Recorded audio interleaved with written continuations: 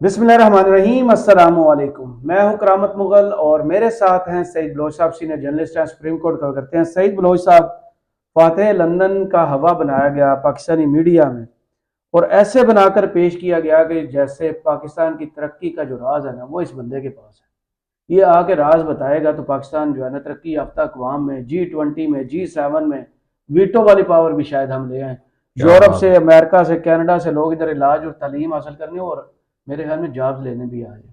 लेकिन ऐसा कुछ नज़र नहीं आ रहा, क्योंकि फातेह लंदन जब से पाकिस्तान 21 अक्टूबर से आए हैं, उन्हें आके यहाँ पता चला गया कि वो जो पाकिस्तान छोड़ के गए थे ना, वाकई वो पाकिस्तान नहीं है। वो जो डॉक्टर है ना, बनी गाला वाला, उसने ऐसा ऑपरेशन किया इस कौम का। एक तो अकल ठिकाने आ गई है, शऊर आ गया, और दूसरा वो ऐसे चीज़ों को देखते हैं कि धोखा अब वो नहीं खाते। मैं बात कर रहा हूँ मियाँ नवाज शरीफ की। मियाँ नवाज शरीफ आए थे तो कहा गया था कि अब वो चौथे वजीर आजम भी हैं और 2/3 मेजॉरिटी भी लेंगे। 2/3 मेजॉरिटी तो दूर की बात, उनकी अपनी पार्टी का इधर हाल ही है कि लाहौर से भी इलेक्शन वो जीत नहीं सकते, महफूज हल्के ढूंढे जा रहे हैं। महफूज हल्कों के साथ साथ नए सियासी इत्तेहाद बनाए जा रहे हैं, उनके पांव पकड़े जा रहे हैं, दर दर की ठोकरें खा रहे हैं कि कहीं से बाप पार्टी, कहीं से MQM, GDA, functional league, JUF, कोई तो ऐसी पार्टी हो जो दूसरे सूबों में इनकी नुमाइंदगी कर सके। क्या उन्हें हम कह सकते हैं चौथी मरतबा वजीर आजम बनेंगे और इलेक्टेबल्स के बगैर बनेंगे और लाडला के टैग के बगैर बनेंगे? हो सकता है मुमकिन?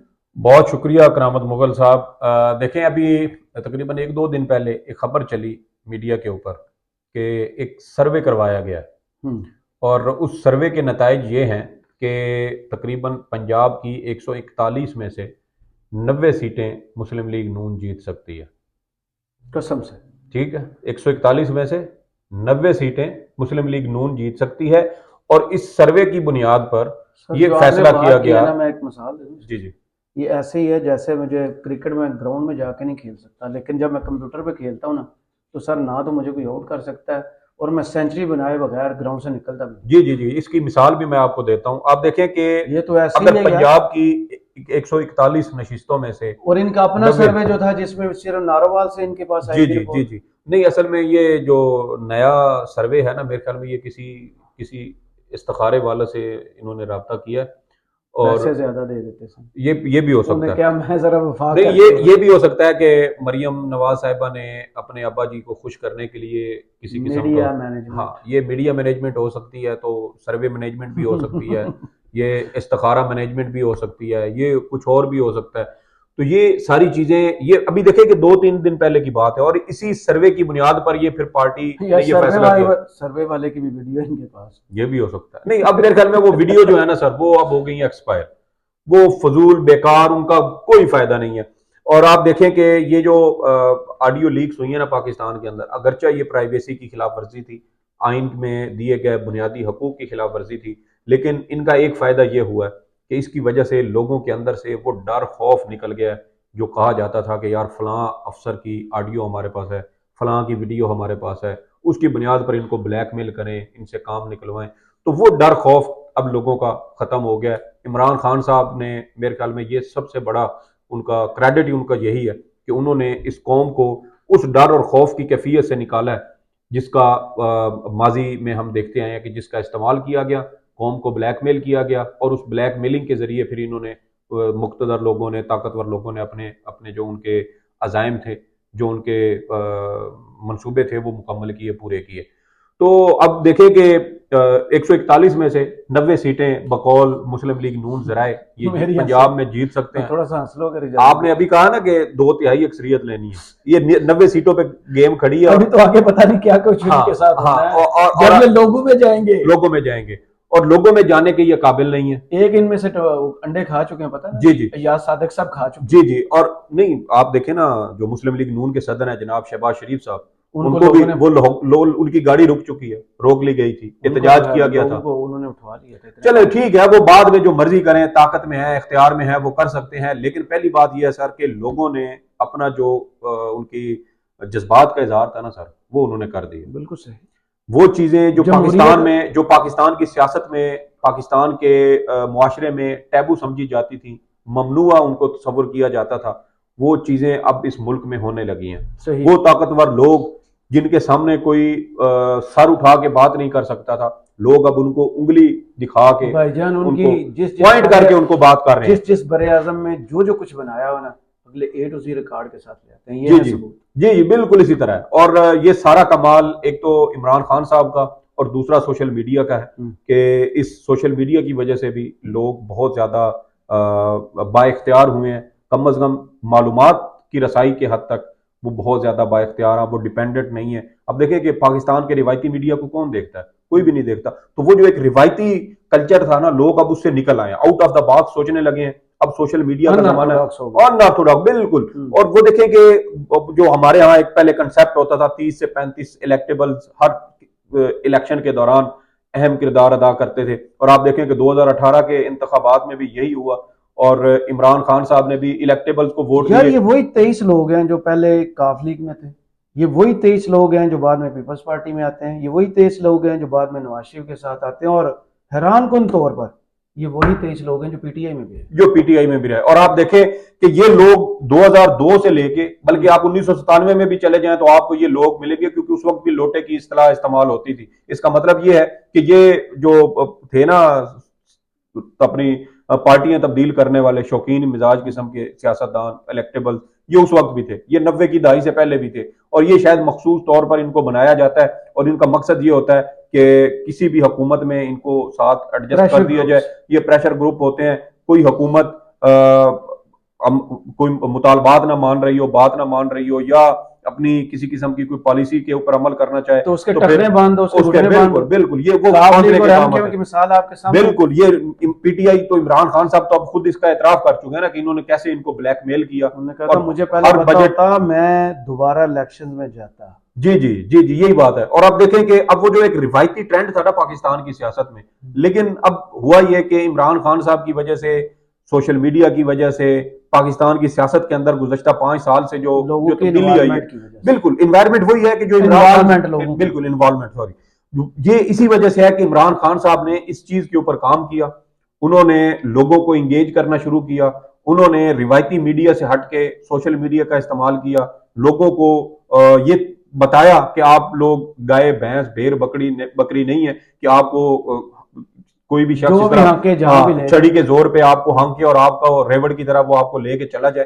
तो ये वो चीजें थी जिसकी वजह से एक आम बंदा, आप पढ़े लिखे को तो छोड़े ना यार, जो एक गरीब मजदूर भी है ना सर, अब वो भी ये चीज सोचने पर मजबूर है। पढ़ा लिखा होना बिल्कुल है, यही बात है। और वो गरीब भी सोचता है कि यार अगर मैं नहीं पढ़ सका, मुझे रियासत ने वो सहूलियात फराहम नहीं की, तो फिर मेरे बच्चों का क्या कसूर है? तो कम अज कम उनको तो कोई अच्छी सहूलत, कोई अच्छी तालीम, अच्छी सेहत मिलनी चाहिए। तो ये खुद ब खुद आपके जहन में ये सवाल जन्म लेते हैं। और फिर आप देखें कि इमरान खान ने सेहत कार्ड शुरू किया। अब सेहत कार्ड में हर बंदे के लिए 10 लाख रुपए तक का बजट था।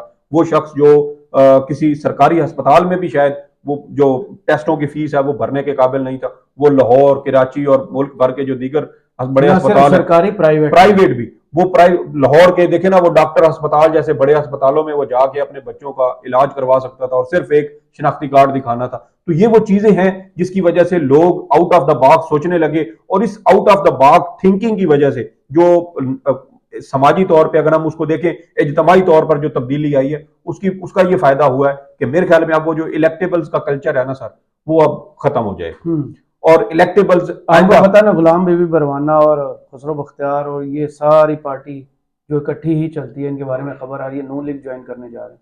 सर ये कर लें, ये आइंदा आम इंतखाबात में भी इनको जो है ना वो दाल भाव का जो क्या होता है वो पता चल, वो इनको पता चल जाएगा कि पाकिस्तान की सियासत कितनी तब्दील हो चुकी है, सियासत के अंदर क्या क्या तब्दीलियां आई हैं, अवाम की सोच कितनी तब्दील हो चुकी है। आप देखें ना, कल यार वो एक सर्वे आया, उन्होंने कहा कि इमरान खान साहब, अगर नवाज शरीफ इमरान खान साहब से टिकट लेगा ना, पीटीआई के टिकट पे खड़ा हो गया, मैंने आपके साथ वीडियो भी, जी जी बिल्कुल। तो उन्होंने कहा कि अगर नवाज शरीफ घर की मुर्गी दाल बराबर लग रही है, मुझे उस दिन आइडिया था, हमने वीडियो की थी, वो मुर्गी कनौर वाली होती है तो वो भी जरा अच्छी होती है, वो बंदा दाल उसका भी बाइकाट है, वो भी इसराइली। हाँ चले हम उसका भी अब उसको भी छोड़ दे, बिल्कुल छोड़ दे। हम सादा दाल खाएंगे बगैर तड़के वाली, देसी घी वाली, पता है आपको, वो जरा अदरक लहसुन, पहले ये वीडियो तो कर देना पूरी।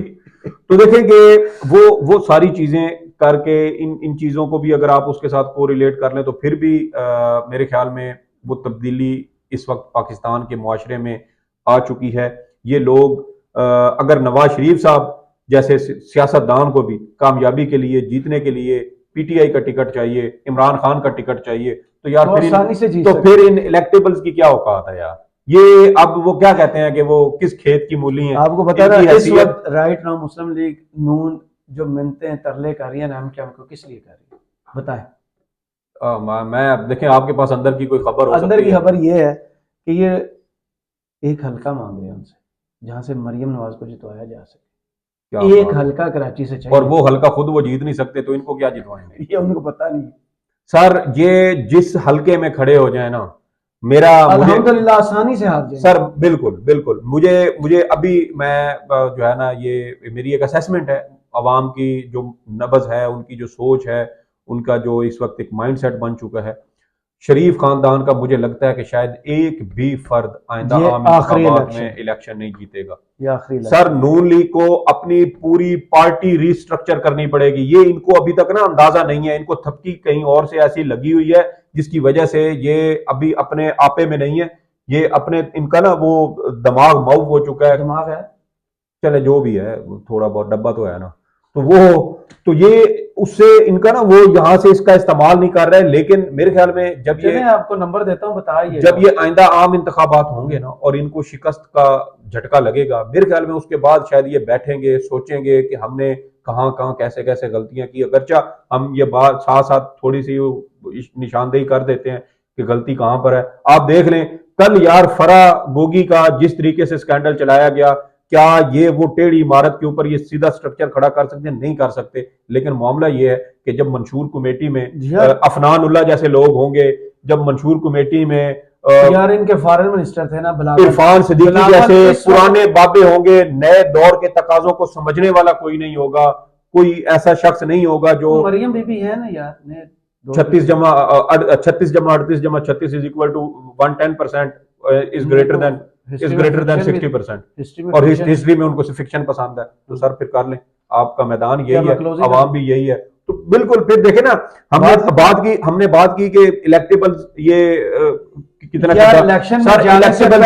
इलेक्टेबल आर नो मोर। मेरी भी सुन लिया सर, आप इतने जज्बाती हो जाते हैं नून लीग का नाम लेते ये इलेक्शंस में जाएंगे तो अभी तो इनके मुखालफिन जो इनके साथ खाते रहे हैं, सियासी बयान दे रहे हैं ना लोगों को। आज बिलावल ने क्या कहा वही तो बताने लगा वो उन्होंने इमरान खान के लिए भी सिलेक्टेड का लफ्ज यूज किया था, खुद 16 माह सिलेक्टेड रहे, अब वो नून लीग को सिलेक्टेड कह रहे हैं। यार आपके तो अपने जो जानते हैं आपको करीब से वो आपको सिलेक्टेड कह रहे हैं। तो वो जो लाडले का टैग लग रहा था जिस पर इन्होंने नया बयानिया बनाने की कोशिश की है, खबरें चलवाई हैं कि इस टैग से छुटकारा कैसे पाएंगे। सर बात ये है कि ये वो कौन सा पैमाना है जिसको पूरा करें उसके करीब आए तो लगे ये सिलेक्टेड नहीं है। सर कुछ भी नहीं हो सकता आपके ऊपर जो छाप। मुझे एक बात बताएं, नवाज शरीफ साहब कहते हैं कि मेरे ऊपर से लाडले की छाप खत्म की जाए, ठीक है। 34 रुकनी मंशूर कमेटी को आप ये जिम्मेदारी दे रहे हैं कि ये छाप इरफान सिद्दीकी को दे रहे हैं। सुने तो इरफान सिद्दीकी उसी मंशूर कमेटी के सरबराह है ना, मेरी बात सुने। 34 रुकनी मंशूर कमेटी है, क्या ये 34 रुकनी मंशूर कमेटी ये बात अपने अंदर उसको रोक के रख सकती है कि ये खबर लीक ना हो? और भाईजान इमरान खान की खूबी यही थी कि वो जो भी प्लान बनाता था वो सिर्फ उसको पता होता था, वो एग्जीक्यूट कैसे करना है वो उन लोगों से करवाता था जो जिनके बारे में वो समझता था कि ये बंदे इस मकसद के लिए दुरुस्त इंतखाब हैं, और वो लोग उनसे करवाते थे। और लोगों को ये नहीं पता होता था कि यार ये जो हम कर रहे हैं इससे आगे हमने क्या करना है। नई इंस्ट्रक्शन इमरान खान देता था, उसके बाद ये इमरान खान की कामयाबी का राज है। यहां 34 बंदों को आप एक बात बता रहे हैं, वो अगले दिन अखबार में छप जाती है। अब आप अगर वो लाडले का टैग उतरवा भी लें तो कौन मानेगा यार।